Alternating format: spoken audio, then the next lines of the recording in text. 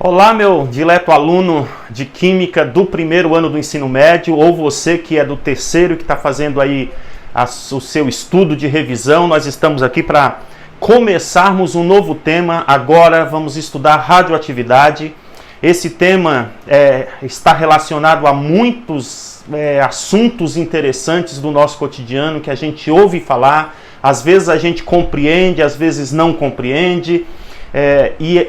O estudo da radioatividade vai nos dar condições de entendermos uma série de fenômenos e de aplicações, né? Afinal de contas, esta imagem, né? E se você digitar radioatividade no seu computador, você vai ver ali uma série de imagens tremendas, tenebrosas, né? Uma das coisas que vai surgir aí é a questão da bomba atômica, né? Você vai ver aquele cogumelo poderoso lá em Hiroshima, aquele outro em Nagasaki, aquelas duas bombas terríveis que mataram milhares de pessoas lá no Japão, lá em 1945, né? Então você vai ver também uma série de imagens, sempre trazendo essa imagem perigosa da radioatividade. Será que a radioatividade é isso mesmo, né? A bomba mais poderosa que existe, a bomba atômica, como é que ela funciona? Será possível que alguém pudesse escapar de uma explosão atômica, né? Nós vamos começar o estudo da radioatividade. Eu queria começar por um fato que não deixa de ser curioso, né? Não deixa de ser curioso, relacionado justamente à explosão das bombas atômicas no Japão em 1945. É a história do senhor Tsutomu Yamaguchi, né?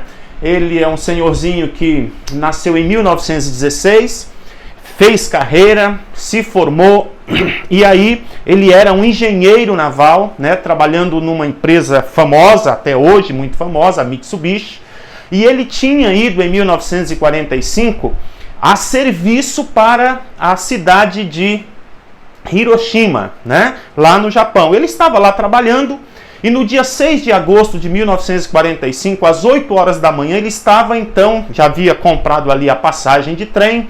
As condições de transporte naquela ocasião não eram as melhores em função da guerra, né? Mas ele ia voltar para a sua cidade natal. Quando ele chegou na rodoviária, ali no lugar onde ele pegaria o trem, né? Se era uma rodoviária ou uma ferroviária, eu não sei. Mas aí ele chegando ali, ele se esqueceu, ele percebeu que havia se esquecido dos documentos. E então ele volta lá para o seu escritório, aonde ele estava trabalhando, ou no seu apartamento, né? Para pegar os documentos, até a passagem que ele precisava para poder fazer a sua viagem para a sua cidade natal, ok? Tinha feito ali o seu trabalho, agora era hora de voltar. E no que ele vai para o seu apartamento, ali buscar os documentos que ele havia esquecido, o que acontece? Eis que explode a primeira bomba atômica da história. Foi chamada de Little Boy, né? Little Boy, chamada carinhosamente. Chegou a matar milhares de pessoas. E o senhor Yamaguchi foi uma das pessoas que estava a 3 quilômetros do local aonde o avião jogou aquela bomba atômica, né? Ele se queimou, ele se machucou, ele ficou cego, o barulho estourou os seus tímpanos, né? Ele ficou, não enxergou nada, não se lembra de muita coisa. Quando ele acordou, estava todo machucado, né? Todo queimado, mas estava vivo, né? Então ele foi acolhido, foi atendido. Isso era dia 6 de agosto de 1945. Então ele recebe ali os primeiros socorros e decide, então, prosseguir com seus planos originais de voltar para a sua casa. E ele volta, ele vai para a sua casa, que ficava, por incrível que pareça, numa cidade ali a 300 quilômetros de Hiroshima, a cidade de Nagasaki. E no dia 9, 3 dias depois dele ter sido vítima da primeira bomba, eis que explode a segunda bomba, também muito próximo dele, a 3 quilômetros aproximadamente de onde ele estava. Ele foi vítima de 2 explosões nucleares e sobreviveu. Né? Naquele tempo, as pessoas elas sabiam pouco de radioatividade, né? E as pessoas que haviam sido vítimas das bombas atômicas, elas recebiam um documento do prefeito ali, provando que ele havia sido vítima das bombas atômicas. E o que acontece? As pessoas sofriam muito preconceito, porque as pessoas achavam que as consequências, aquelas doenças decorrentes da exposição à radioatividade, ela era contagiosa. Eles achavam isso, né? Então eles acabavam excluindo essas pessoas. Essas pessoas, em geral, elas precisavam de muita assistência médica, né? E elas eram chamadas de hibakusha, né? E o senhor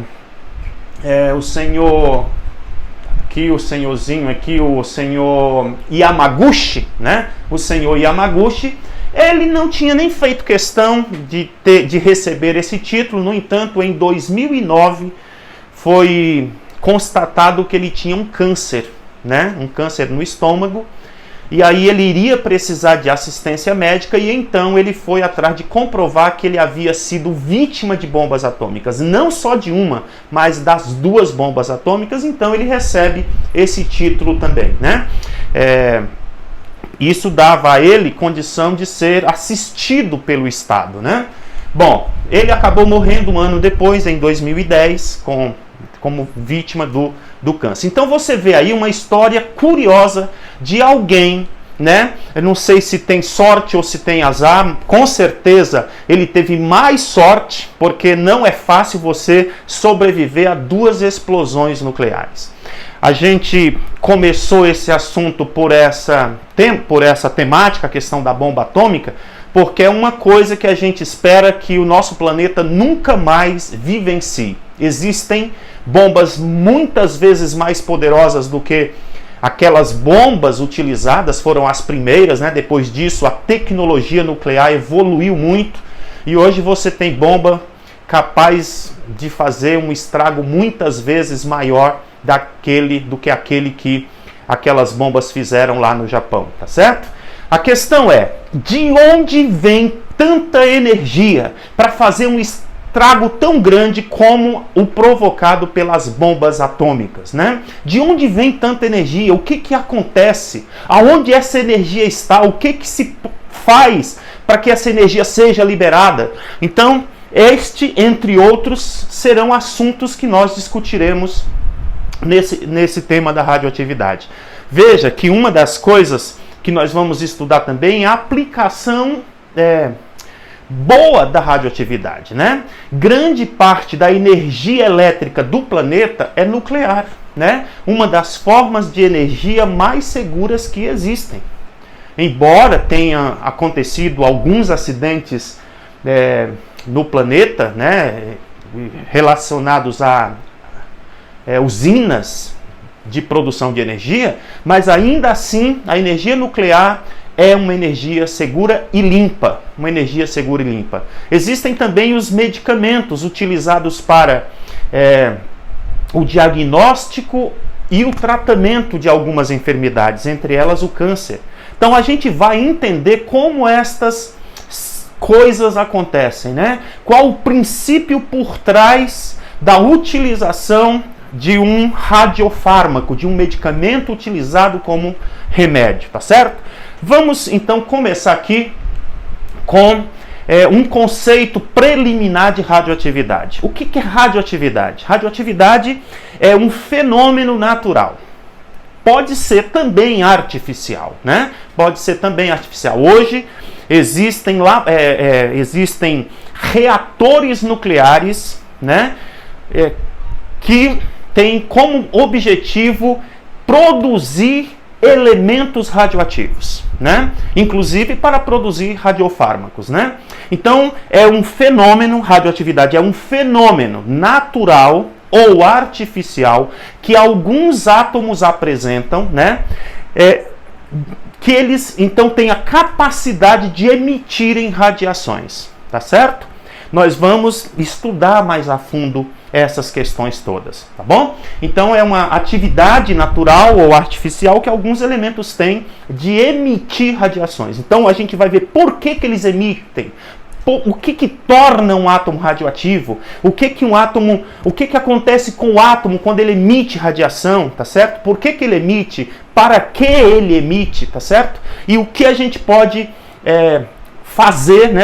Que aplicação a gente pode fazer dessas radiações emitidas pelos átomos radioativos, tá bom?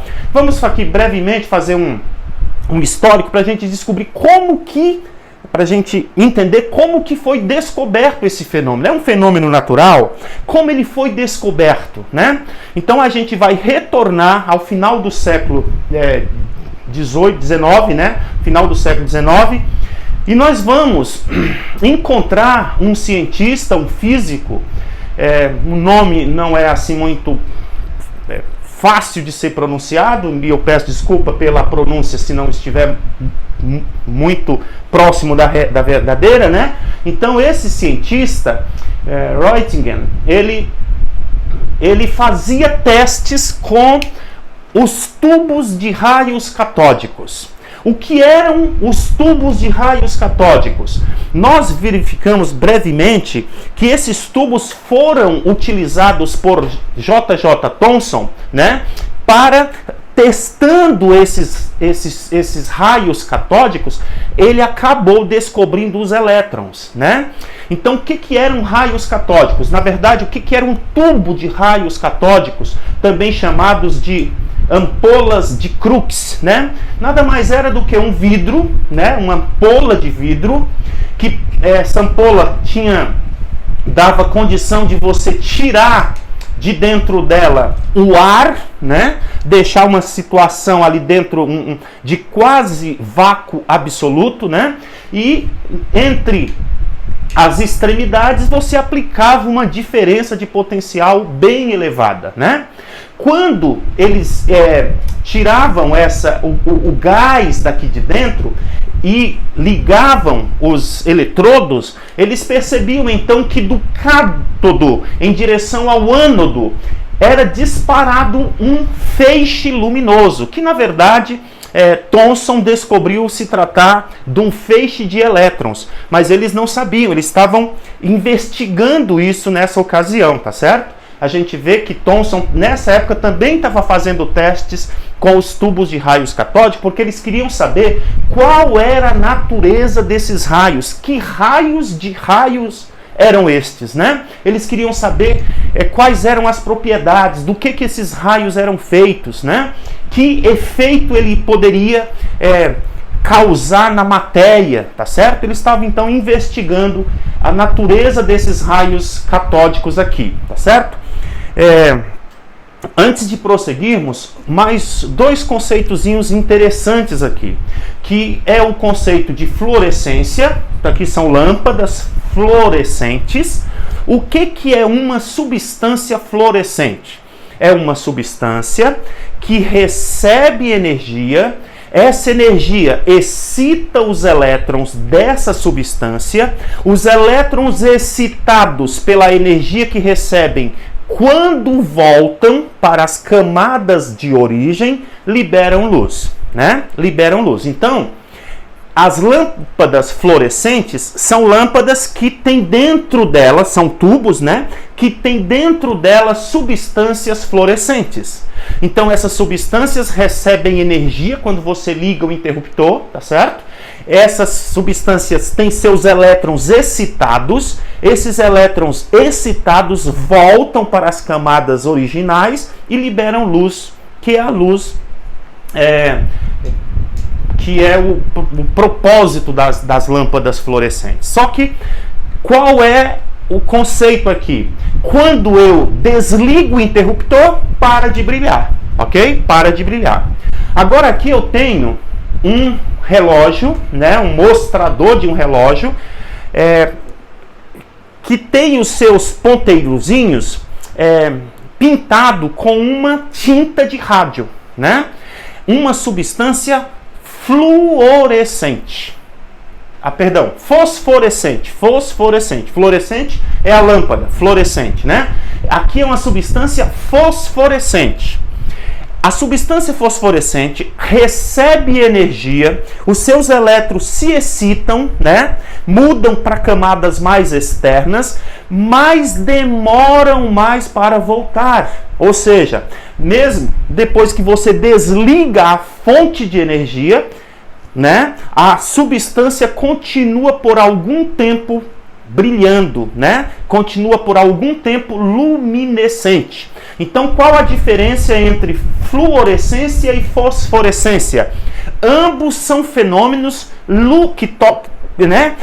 substâncias que têm capacidade de brilhar, né? São luminescência. Qual a diferença dessas luminescências? É que a fluorescência, quando você desliga a fonte de energia, cessa o brilho. Essa daqui demora mais um pouco, tá certo? Essa aqui demora mais um pouco, que é a fosforescência. Fechou parênteses, vamos seguir. Bom, Roentgen estava então investigando os tubos de raios catódicos.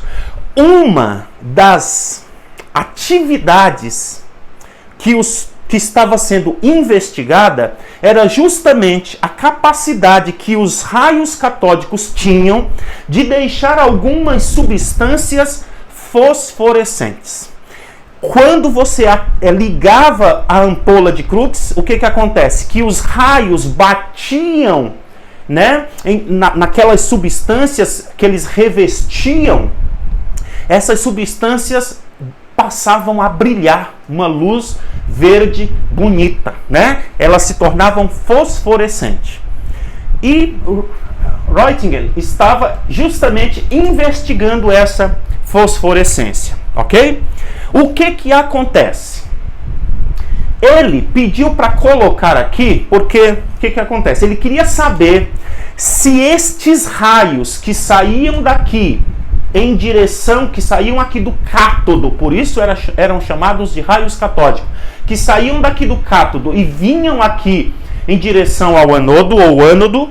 Ele queria saber se esses raios seriam capazes de atravessar substâncias, de atravessar materiais. Então ele pediu, né, para fazer uma chapa de alumínio bem fininha para colocar aí. Ele iria colocar nessa extremidade uma janela de alumínio, né? Uma janela de alumínio. Ele queria saber se uma substância aqui fora do tubo de raio catódico seria capaz de ser atingido pelos raios. Ele queria saber se os raios atravessariam aquela chapa de alumínio. E isso ele fez, né? Isso ele fez, e ele então começou a fazer os seus ensaios. E ele colocava sobre chapas, né, de papel, ele colocava uma substância fosforescente chamada platinocianato de bário. Essa substância, ela brilhava quando era atingida pelos raios catódicos. Um dia, para sua surpresa, o que ele percebeu, né? Ele percebeu que sobre uma cadeira que estava a mais de 1 metro da sua ampola de Crookes, ele percebeu que em cima da cadeira tinha uma chapa com platinocianato de bário. Platinocianeto de bário, eu falei cianato anteriormente, né? Então essa substância começou a brilhar lá em cima da cadeira. E isso chamou a atenção dele. Ou seja, estava saindo da ampola, atravessando a plaquinha, né?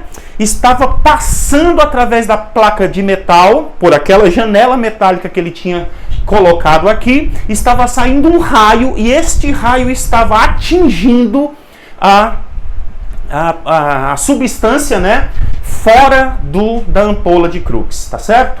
Veja, vários ensaios continuaram sendo feitos, né? E por incrível que pareça, ele percebeu que aqui está uma ampola de Crookes, né?